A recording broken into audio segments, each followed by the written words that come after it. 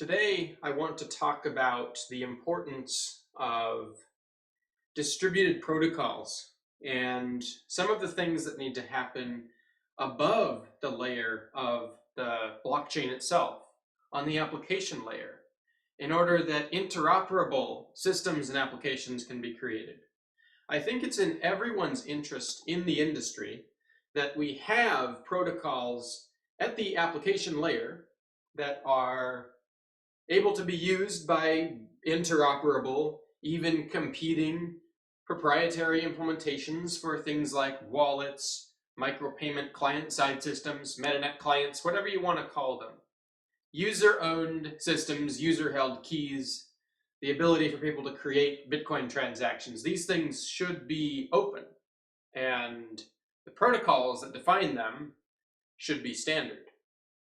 I think that would benefit everybody. When we consider the systems that have emerged over the years in the BSV space, we have a number of fairly independent actors who are largely operating without cooperation on application layer protocols.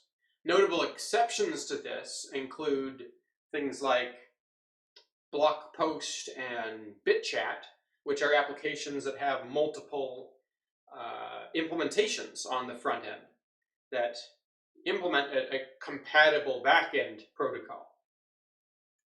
Now, a number of these systems have emerged over time, but largely things like wallets, talking about Money Button, Handcash, RelayX, and now some of the things that Babbage is releasing with the MetaNet client, we are incompatible. A lot of the same functionality is implemented by these competing standards, products, and applications. A lot of applications you see log in with Handcash, log in with Money Button, log in with RelayX. These are different options. But the developers of these applications have to implement multiple interfaces to different backend systems, whether it's the Handcash Connect API or Fabrique's API for tokenization or RelayX. We have different competing implementations that developers need to sort of bridge to arrive at largely the same functionality across multiple. I mean, when I logged into BitChat Nitro recently, I saw an option for RelayX and I saw an option for Handcash, and users of both platforms were able to connect to the same application. But when we consider the long-term effects of having fragmented infrastructure and competing wallets, yes, it's good for allowing the market to decide what approach is best. But after a while, the costs for developers, I mean, you're essentially writing your application a couple of different times in a sense. Maybe not your UI, but a lot of the code for creating Bitcoin transactions, subscribing to webhooks from the different APIs. It's all a little bit repetitive and redundant just so that you can capture the largest pool, even of BSV users, let alone users of other cryptocurrencies like Ethereum. So the BSV protocol is set in stone and it doesn't change. The blockchain at layer 1, we've all agreed, is good the way we have it now, and there shouldn't be any changes. It took a long time to arrive at such an agreement. About 10 years after the Bitcoin white paper released, finally there emerged BSV as this unchanging protocol. For decades into the future, people are going to be able to, centuries, hopefully, people are going to be able to build on this unchanging protocol, and that's powerful. I think everybody benefits when we agree on these things. We're able to think long-term about applications. But a case study. I haven't talked to Slictionary about using them as a case study in this example, but I'll just make some observations about what I saw. I think they were using Money Button in the past, and then Money Button changed. there was some change that happened that made it so that their application wasn't able to function for a while, and then they ended up using hand cache instead. So implementing the hand cache API, right? Now, instead of talking to secure.moneybutton.com inside of an iframe, they talk to whatever api.handcache.io or something. But these are just web servers. And yes, they have their own protocol documentation or API documentation. Now, why would I call that protocol document? It is just an API, right? But the interface between Bitcoin wallets and user-facing applications should really be a protocol, right? HTTP is an interface that allows for competing web servers and competing web browsers to talk to one another. Apache, Nginx, Microsoft IIS. They can all talk to Chrome, Safari, Firefox, Internet Explorer, if I dare mention. From the past, Microsoft probably is, they even moved on. I think now they're using basically Google Chrome as their browser. But the point is, competing front ends, competing applications, as well as competing backends, competing wallets, they have a more efficient way to compete with each other when there are standards that everyone adheres to for basic things like creating Bitcoin transactions. And when we consider how these standards should be followed and the mechanism by which we can decide on them, we should look at a number of things. We should look at what is the most open-ended way to define, for example, the creation of a new Bitcoin transaction, right?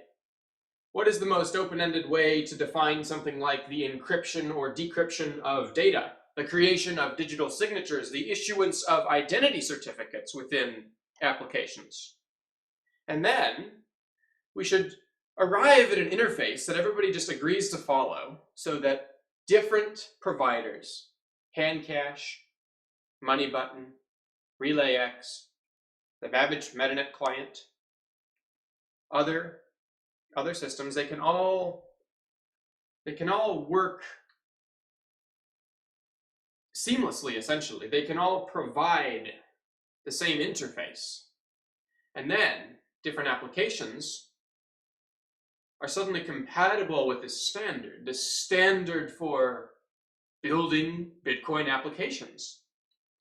All wallets in Bitcoin provide similar functionality. The creation of Bitcoin transactions is the bare minimum, I would say. Certain wallets have different UIs for doing this, send to address, whatever, but a Bitcoin transaction is a standard construct within Bitcoin, BSV. I mean, don't all transactions have inputs and outputs? Don't we all agree on the things that can be in an input script and an output script? These are rules of Bitcoin. And the creation of fixed, unchanging, standard protocols for things like interfacing between wallets and applications would facilitate a future where more wallets can compete against one another effectively without vendor lock-in. Vendor lock-in is in the interest of nobody.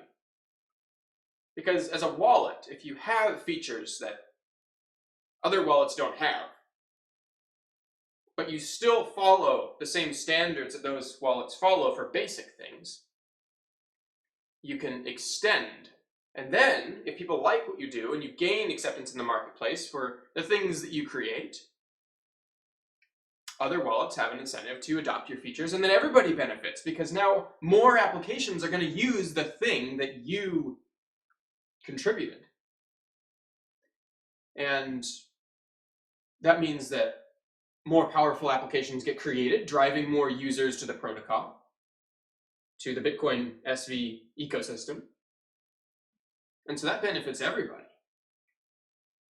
What we need is a way to all agree on standards for creation of Bitcoin transactions and essentially the interface, the identity layer, the interface between Bitcoin applications and client software. Because when things change, like when Money Button changed, it broke things. It broke Slictionary, I believe. I believe that was a change to Money Button. I don't know the specifics, but Money Button changed, things broke.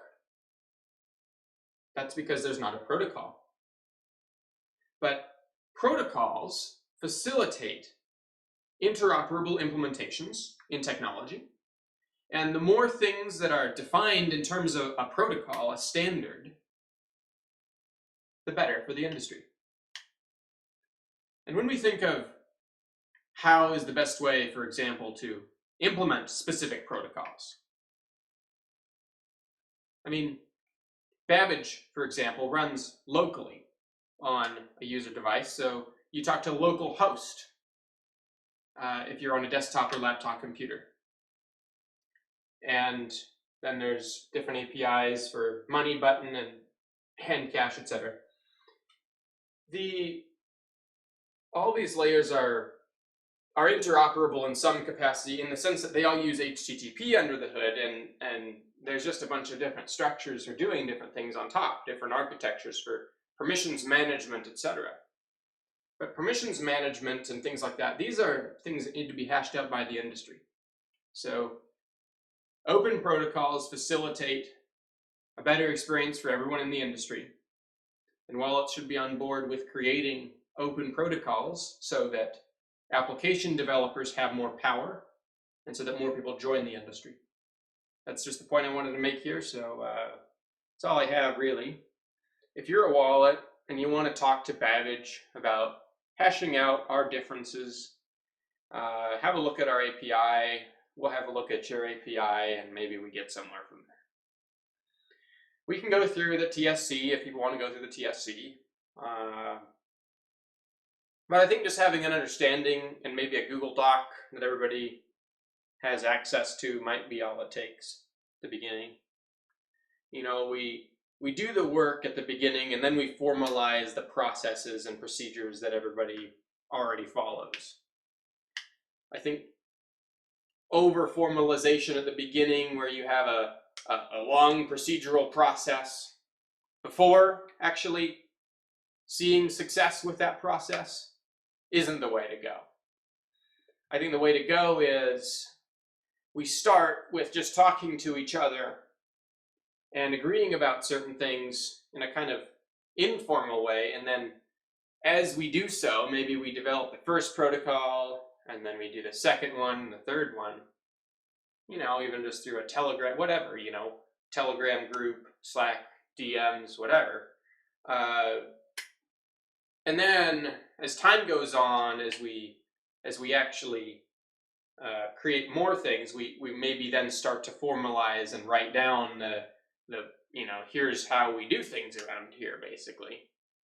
But that shouldn't happen until, in my view, we've started to get the cooperation going and we've started to develop these standards ourselves.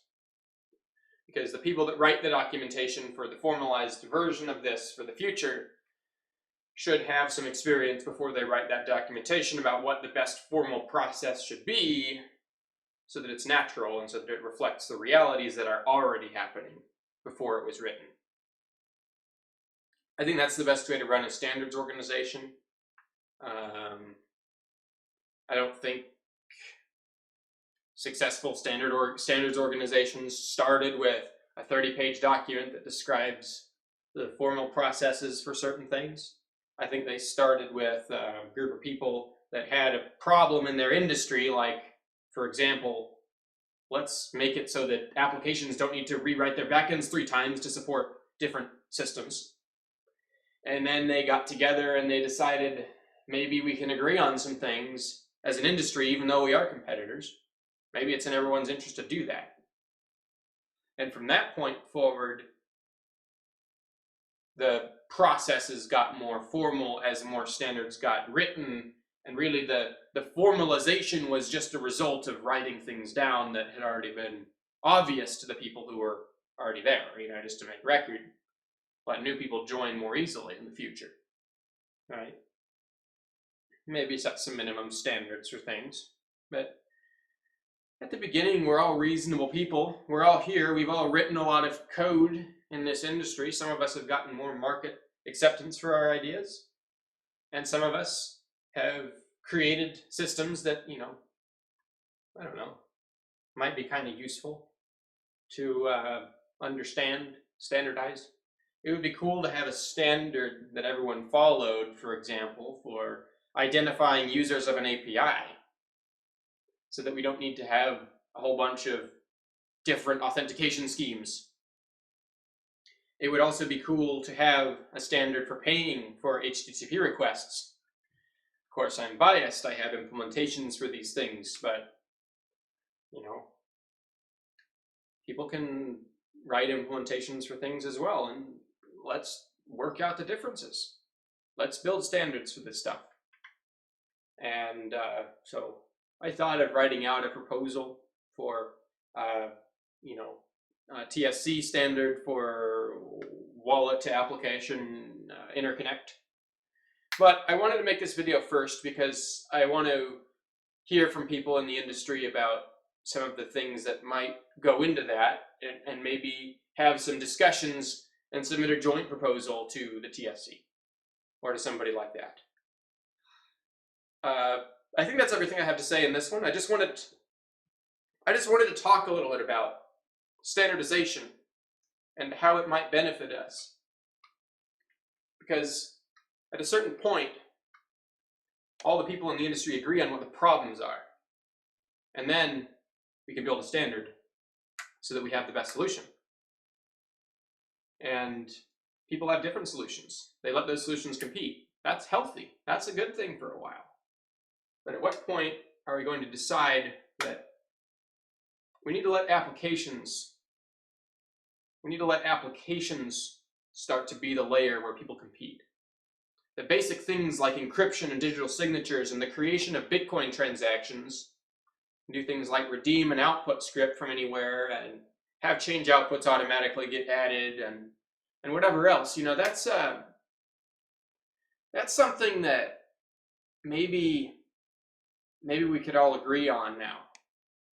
I think 5 years ago it was a little too early to agree on what that looked like. I'm not going to talk about payment protocols yet. I think there's some cool things around Type 42 systems for exchanging payments, and yes, I do have standards on my website for that I just wrote, that I use internally. And if you want to talk about that, yes, we can talk about it, but what I want to talk about mainly is encrypting data in a way that allows the user to authorize the operation, counterparty encryption, so doing things like exchanging encrypted data between two users, and then digital signatures and the creation of Bitcoin transactions with custom input scripts and output scripts, automatic input selection and funding if you need the money to fund the transaction, and then automatic output, change output generation if you go over a certain, if your inputs are more than your outputs. Those are the things that I think all wallets right now have some way of doing, and creating standards for that, making a standard interface that all wallets follow in the BSV space, would allow applications to, benefit from being able to interoperate. And where those endpoints are, whether it's localhost, port 3301 like me, whether you're api.handcash.io or secure.moneybutton.com or whatever, RelayX, whoever you are in this industry, we can create a standard, REST JSON interface at least, I would imagine. And then in terms of API authentication, for that, maybe that's beyond the scope of the initial specifications, and we're not done, we're not done competing with each other about that one yet, how API authentication is supposed to work. But I believe we're getting to the point where applications would benefit from the wallets the major wallets in this space getting together and deciding on an application wallet interface. So if you think the same, I'm pretty sure people know how to reach me, so I'd like to hear from you.